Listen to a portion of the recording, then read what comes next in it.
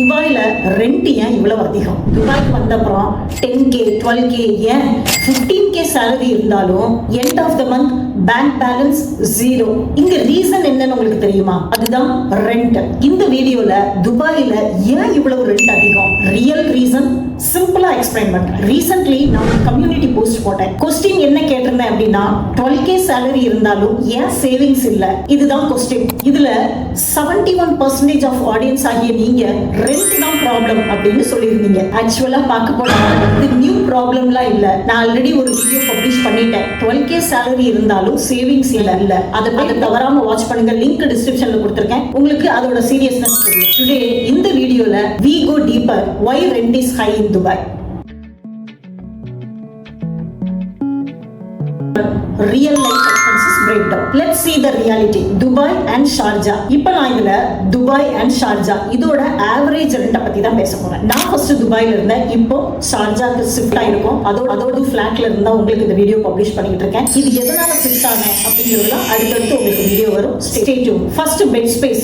மீடியமான ஒரு bed ஸ்பேஸ்னா 800 to 1500 வரை நீங்க இருக்கிற கம்பெனியை பொறுத்து, நீங்க வாங்குற சேலரியை பொறுத்து இதுக்குள்ள கண்டிப்பா ஆகும். அப்புறம் பார்ட்டிஷன் ஆவரேஜா பார்க்க போனீங்கன்னா 1500 to 2500 வரை இருக்கு. அப்புறம் ஸ்டுடியோ 3000 பிளஸ் இருக்குது. நான் ஸ்டுடியோல தான் இருந்தேன். ஸ்டுடியோல இருந்தா இப்ப நாங்க ஷார்ஜாக்கு ஷிஃப்ட் ஆயிடும். அதனால நல்லா தெரியும் 3000 பிளஸ் கண்டிப்பா.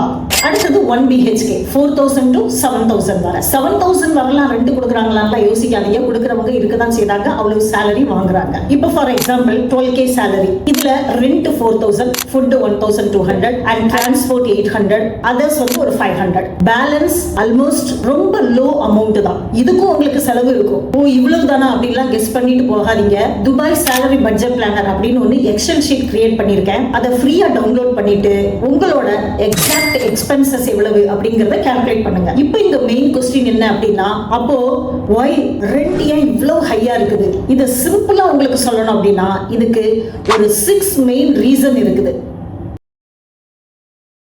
Reason number 1, demand high. துபாய்க்கு daily thousands of people வந்துகிட்டு இருக்காங்க. Jobs, business, better life. So population automatically increases. But apartment construction வந்து same speedல இல்ல. More people, less house. அப்ப இங்க என்ன ஆகும்? Rent automatically high-ஆ தான் ஆகும். அதாவது demand அதிகம், supply கம்மி.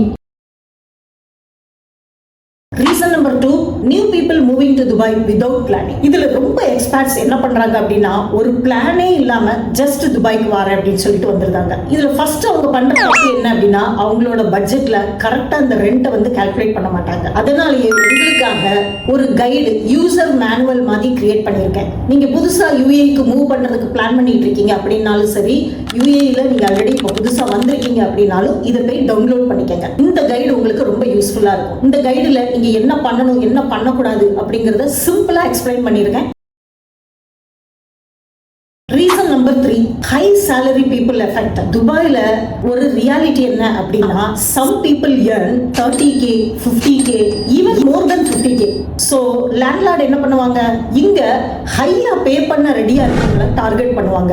So rent naturally increase ஆகும். இதெல்லாம் தெரிஞ்சுதான் 8K salary earn பண்ணாலும் 5K salary earn பண்ணாலும் சேம் ஸ்ட்ரகிள் தான் அப்படின்னு ஒரு வீடியோ பப்ளிஷ் பண்ணிருக்கேன். போய் வாட்ச் பண்ணுங்க. 8K salary reality, 5K salary survival in Dubai. Link டிஸ்கிரிப்ஷன்ல இருக்கு. அந்த வீடியோவை வாட்ச் பண்ணீங்கன்னா உங்களோட லெவல் என்ன அப்படிங்கிறது கிளியரா உங்களுக்கு புரியும். Reason number 4, location.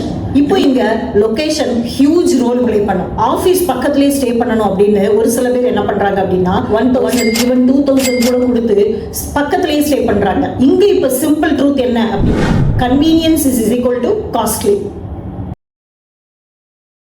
Reason number 5, post covid boom. கோவிட்க்கு அப்புறம் துபாய் வந்து ஒரு ஹாட் ஸ்பாட்டா மாறிடுச்சு. அண்ட் ஆல்சோ எக்ஸ்போவையும் இங்க கன்சிடர் பண்ணணும். ஃபாரினர்ஸ், ரிமோட் ஒர்க்கர்ஸ் எல்லாருமே இப்போ இங்க ஷிஃப்ட் ஆகுறாங்க. Sudden demand increase is equal to rent increase. இப்போ இங்க டிமாண்ட் அதிகரிக்கும் போது ஆட்டோமேட்டிக்கலி என்ன ஆகும், ரெண்ட் இன்க்ரீஸ் ஆகத்தான் செய்யும். எங்கெல்லாம் டிமாண்ட் அதிகமா இருந்து சப்ளை கம்மியா இருக்கோ அங்க உங்களுக்கு காஸ்ட் எஃபெக்ட் வந்து இன்க்ரீஸ் தான் ஆகும். Reason number 6, less affordable options. UAE-ன்னு எடுத்துக்கிட்டீங்கன்னா லக்ஸரி அபார்ட்மெண்ட் வந்து நிறைய இருக்குது. But budget housing very limited. So middle class தான் இங்க ரொம்ப சஃபர் ஆகுறாங்க. இப்போ நம்ம மெயின் செக்ஷனுக்கு வந்தாச்சு. Reality check. ஆடியன்ஸ் கொஞ்சம் ட்ரூத் ஹார்ஷா தான் இருக்கு. இந்த ப்ராப்ளம்ங்கிறது salary இல்ல, உங்களோட ரெண்ட் டிசிஷன் தான். இங்க many people பண்ற மிஸ்டேக்ஸ் தங்களோட ஸ்டேட்டஸ்க்காக காஸ்ட்லி ரூம், ஆபீஸ் பக்கத்திலேயே ஸ்டே பண்ணணும் அப்படிங்கிறது அப்சஷன். ஒரு சரியான பிளானிங் இல்ல. இங்க result no savings, regret. Honestly சொல்லணும்னா ஃப்ரீ வீடியோஸ்ல அவேர்னஸ் கொடுக்கும். பட் ப்ராப்பர் சிஸ்டம் வேணும்னா கரெக்டான ஃபினான்ஷியல் டிசிப்ளின் இருக்கணும். எப்படி உங்க ஃபினான்ஸை மேனேஜ் பண்ணணும், அதை எப்படி ஹேண்டில் பண்ணணும் அப்படிங்கிறது உங்களுக்கு தெரிஞ்சிருக்கணும்.